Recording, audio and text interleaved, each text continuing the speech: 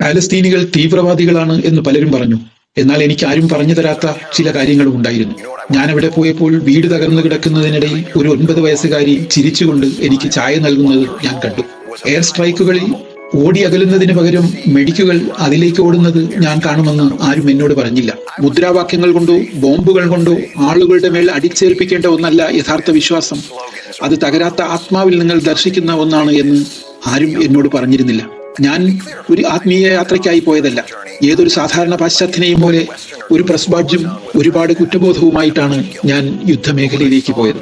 ഒരാൾ തന്റെ മകന്റെ മൃതദേഹം നെഞ്ചോട് ചേർത്ത് പിടിച്ച് നെറ്റിയിൽ ചുംബിച്ച് ആ നിമിഷം പോലും അൽഹംദുലില്ലാഹ് എന്ന് ദൈവത്തെ സ്തുതിക്കുന്നത് കണ്ടപ്പോൾ ഞാൻ ഒരു തീവ്രവാദിയെ ആയിരുന്നില്ല കണ്ടത്. ഞാൻ കണ്ടത് ഒരു ധീരനെയാണ്, ഒരു ആത്മീയ കൊടുമുടിയെയാണ്, ദൈവവുമായി അഗാധമായ ബന്ധമുള്ള ഒരാൾ. അത് കണ്ടപ്പോൾ ദൈവവുമായുള്ള എന്റെ ബന്ധം ഒരു മോശം ഡേറ്റിംഗ് പോലെയാണ് എനിക്ക് തോന്നിയത്. ഈ ആളുകൾ, ഈ തീവ്രവാദികൾ എന്ന് വിളിക്കപ്പെടുന്നവർ എന്നോട് ദയ കാണിച്ചു, എന്നെ സംരക്ഷിച്ചു, ഭക്ഷണം തന്നു. എന്നെ ഒരിക്കൽ പോലും ഇസ്ലാം സ്വീകരിക്കാൻ ആവശ്യപ്പെട്ടില്ല. അവർ അവരുടെ മതം ജീവിച്ചു കാണിച്ചു. മറ്റുള്ളവർക്ക് ഭക്ഷണം കൊടുക്കുമ്പോഴും അവർ നോമ്പെടുത്തു. ബോംബുകൾ വീഴുമ്പോഴും അവർ പ്രാർത്ഥിച്ചു. അപകീർത്തിപ്പെടുത്തുമ്പോഴും അവർ ചിരിച്ചു.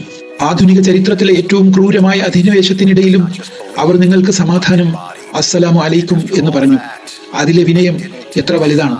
അത് കേവലം വിശ്വസിക്കപ്പെടുന്ന ഒരു വിശ്വാസമല്ല, ഉൾക്കൊള്ളുന്ന ഒന്നാണ്. അതിനെല്ലാം ശേഷം ഒരു ജിം മെമ്പർഷിപ്പ് തിരഞ്ഞെടുക്കുന്നത് പോലെ ഞാൻ മുസ്ലിമാകാൻ തീരുമാനിച്ചില്ല. യഥാർത്ഥ മനുഷ്യർ അവിശ്വസനീയമായ സാഹചര്യങ്ങളിൽ ജീവിച്ചു കാണിച്ച ഒരു സത്യത്തിന് മുന്നിൽ ഞാൻ കീഴടങ്ങുകയായിരുന്നു. കാരണം ഇതാണ് ഒരു തീവ്രവാദിയുടെ രൂപമെങ്കിൽ ഈ ലോകത്തിന് അവരെ കൂടുതൽ ആവശ്യമുണ്ട്. അവർ ഭീകരവാദികളല്ല, ഭീകരതയ്ക്ക് ഇരയായവരാണ്. എന്നിട്ടും അവർ തലയുയർത്തി നിൽക്കുന്നു.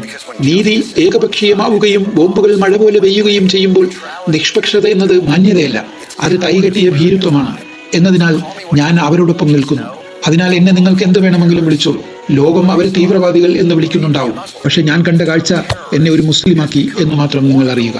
തീവ്രവാദി എന്ന പദം ആധുനിക സംഭാഷണങ്ങളിൽ രാഷ്ട്രീയമായി വളരെയധികം ദുരുപയോഗം ചെയ്യപ്പെടുന്ന ഒരു ലേബലായി മാറി. പ്രത്യേകിച്ചും പാലസ്തീൻകാരുടെ കാര്യത്തിൽ അതൊരു പ്രവൃത്തിയെ വിവരിക്കുന്ന വാക്കല്ല, ഒരു ജനതയെ പുനർനിർവചിക്കുന്ന വാക്കാണ്. പാലസ്തീൻകാരെ തീവ്രവാദികൾ എന്ന് വിളിക്കുമ്പോൾ അവർ എന്ത് ചെയ്തു എന്നതിനെക്കുറിച്ചല്ല, മറിച്ച് അവർ ആരായി കണക്കാക്കപ്പെടുന്നു എന്നതിനെക്കുറിച്ചാണ്. ഈ ലേബൽ വസ്തുതാപരമായ വിവരണമല്ല, ഒരു ആഖ്യാന ആയുധമായി മാറുന്നു. അത് സന്ദർഭവും ചരിത്രവും മനുഷ്യത്വവും ഇല്ലാതാക്കുന്നു. ഒരാളെ തീവ്രവാദി എന്ന് മുദ്ര കുത്തുമ്പോൾ കഥയ്ക്ക് പ്രാധാന്യമില്ലാതാകുന്നു. അവർക്കെന്തിനാണ് കോപം എന്ന് നിങ്ങൾ ചോദിക്കുന്നില്ല. അവർ എവിടെയാണ് താമസിക്കുന്നതെന്നോ അവർക്ക് ഇപ്പോഴും വീടുണ്ടോ എന്നോ നിങ്ങൾ ചോദിക്കുന്നില്ല. അവരുടെ കുട്ടികൾക്ക് എന്ത് സംഭവിച്ചു എന്നും നിങ്ങൾ അന്വേഷിക്കുന്നില്ല.